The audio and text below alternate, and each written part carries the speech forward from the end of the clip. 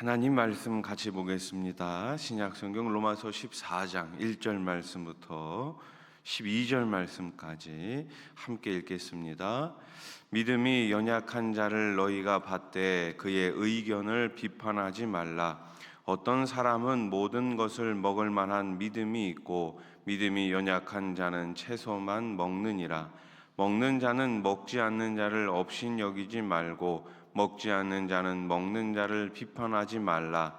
이는 하나님이 그를 받으셨음이라.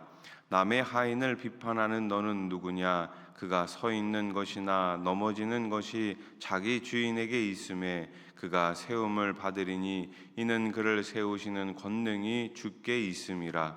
어떤 사람은 이 날을 전날보다 낮게 여기고 어떤 사람은 모든 날을 같게 여기나니 각각 자기 마음으로 확정할지니라. 나를 중히 여기는 자도 주를 위하여 중히 여기고 먹는 자도 주를 위하여 먹으니 이는 하나님께 감사함이요 먹지 않는 자도 주를 위하여 먹지 아니하며 하나님께 감사하느니라. 우리 중에 누구든지 자기를 위하여 사는 자가 없고 자기를 위하여 죽는 자도 없도다. 우리가 살아도 주를 위하여 살고 죽어도 주를 위하여 죽나니 그러므로 사나 죽으나 우리가 주의 것이로다. 이를 위하여 그리스도께서 죽었다가 다시 살아나셨으니 곧 죽은 자와 산 자의 주가 되려 하심이라. 내가 어찌하여 내 형제를 비판하느냐? 어찌하여 내 형제를 업신 여기느냐? 우리가 다 하나님의 심판대 앞에 서리라. 기록되었으되 주께서 이르시되 내가 살았노니 모든 무릎이 내게 꿇을 것이요 모든 혀가 하나님께 자백하리라 하였느니라. 이러므로 우리 각 사람이 자기 일을 하나님께 짓고 하리라. 아멘. 어릴 적 제가 교회를 다닐 때 신앙생활을 할 때는 사실 이 주일에 TV를 보는 것, 또 주일에 돈을 쓰는 것을 굉장히 엄하게 금지했었습니다. 심지어 어떤 분들은 식당에서 밥값을 내는 것조차도 죄책감을 느끼곤 했습니다. 하지만 또 다른 교회에서는 주일 오후에 카페나 이런 식당에서 또 교제를 하고 또 극장에 가서 영화를 보는 그런 경우도 있었습니다. 이렇게 신앙의 모습이 다르다 보니 우리는 쉽게 저 사람은 믿음이 약해, 또 저 교회는 너무 율법적이야 하며 서로를 판단하고 비판하게 됩니다. 오늘 로마서 말씀은 바로 이 문제에 대해 주님의 이 마음을 가르쳐주고 있습니다. 먼저 1절 말씀을 다시 봅시다. 1절 같이 읽어봅시다. 시작. 믿음이 연약한 자를 너희가 받되 그의 의견을 비판하지 말라. 아멘. 믿음이 연약한 자를 받아주라는 것이죠.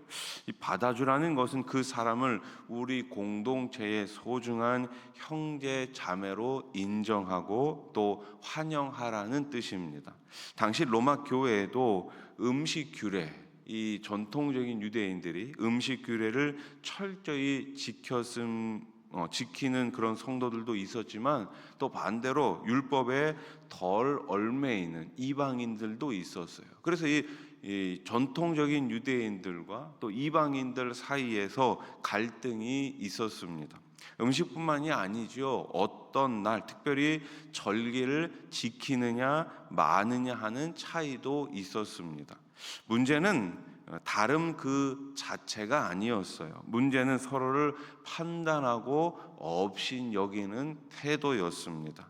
나보다 믿음이 강하다고 생각하는 사람이 약한 사람을 무시하고 또 약한 사람은 강한 사람을 함부로 정죄하는 일이 바로 교회를 해치고 있었습니다. 바울은 이 모든 것을 어떻게 해요? 사랑으로 품으라고 권면합니다. 바울은 이렇게 선포하지요. 6절 말씀을 보세요. 나를 중히 여기는 자도 주를 위하여 중히 여기고 먹는 자도 주를 위하여 먹으니 이는 하나님께 감사하며 먹지 않는 자도 주를 위하여 먹지 아니하며 하나님께 감사하느니라. 아멘. 중요한 것은 그들의 행위가 아니라 뭐가 중요하다라는 거예요? 그들의 동기, 마음이 중요하다라는 것입니다. 우리 삶의 중심에 우리 주님이 계시다면, 주님께 감사하며 하는 행동이라면 그 모습이 조금 달라도 우리는 서로를 비난해서는 안 됩니다. 비난하면 안 됩니다. 결국 우리의 모든 삶이 주님께 속해 있다는 고백이 가장 중요한 것이에요. 그래서 이어지는 8절 말씀도 보세요. 우리가 살아도 주를 위하여 살고 죽어도 주를 위하여 죽나니 그러므로 사나 죽으나 우리가 주의 것이로다. 아멘. 우리는 예수 그리스도의 그 피로 값주고 사신 주님의 소유입니다. 더 이상 나 자신을 위해서가 아니라 오직 주님을 위해, 예수 그리스도를 위해 살아가는 사람들이에요. 이 믿음의 고백이 있다면 다른 형제 자매를 함부로 재단할 이유가 없죠. 우리는 마지막 결국 하나님의 심판대 앞에 서게 됩니다. 내가 다른 사람을 판단할 필요가 없는 결정적 이유가 바로 이거예요. 10절 말씀을 보세요. 네가 어찌하여 네 형제를 비판하느냐, 어찌하여 네 형제를 업신 여기느냐, 우리가 다 하나님의 심판대 앞에 서리라. 아멘. 우리 각 사람은 결국 마지막 그 심판대 앞에 서게 됩니다. 내가 아니라 누가요? 하나님만이 우리의 마음과 행위를 평가하시는 최종적인 분이십니다. 그러니 여러분, 우리가 다른 사람을 평가하는 것이 아니라 그 평가를 하나님께 맡기시기 바랍니다. 우리는 그저 그 형제를 사랑하고 받아주고 용납하면 되는 것입니다. 12절 말씀을 보세요. 이러므로 우리 각 사람이 자기 일을 하나님께 짓고 하리라. 아멘. 누구의 일이에요? 자기 일이에요. 내 일이에요. 다른 사람은 하나님의 평가에 내버려 두고 오늘 내 모습을 하나님께 아뢰면 되는 것입니다. 우리는 남의 잘못이 아니라 내가 주님 앞에서 어떻게 살았는지를 책임지면 되는 거예요. 이 진리 앞에서 우리는 언제나 겸손해질 수밖에 없습니다. 왜요? 내 모습을 보면 늘 부족하고 내 모습을 보면 늘 연약하기 때문이죠. 그러니 주님 앞에서는 우리의 모습 그대로 가지고 나갈 때 어떻게 해요? 더욱더 겸손해질 수밖에 없죠. 나 같은 사람도 하나님께서 용서해 주시고 주님의 백성 삼아 주시고 주님의 자녀 삼아 주셨는데 그저 겸손히, 그저 감사히 주님께 나아갈 수밖에 없죠. 참된 공동체는 서로의 다름을 비판 대신 사랑으로 덮어주는 곳입니다. 다른 지체들의 신앙 표현이 나와 다르더라도 무시하거나 정죄하면 안 됩니다. 주님 앞에서 살아가려는 그 사람의 중심을 우리는 바라봐야 합니다. 예수님은 우리 모두를 위해 십자가에 달리셨고 나 같은 죄인도 그 모습 그대로 받아주셨습니다. 예수님 우리의 행위의 목록을 보지 않으시고 오직 우리 마음의 중심을 보십니다. 그러므로 우리도 다른 지체들을 고쳐야 할 대상으로 보지 마시고 판단하지 마시고 비판하지 마십시오. 대신 따뜻한 마음으로 품고 기도해 주시기 바랍니다.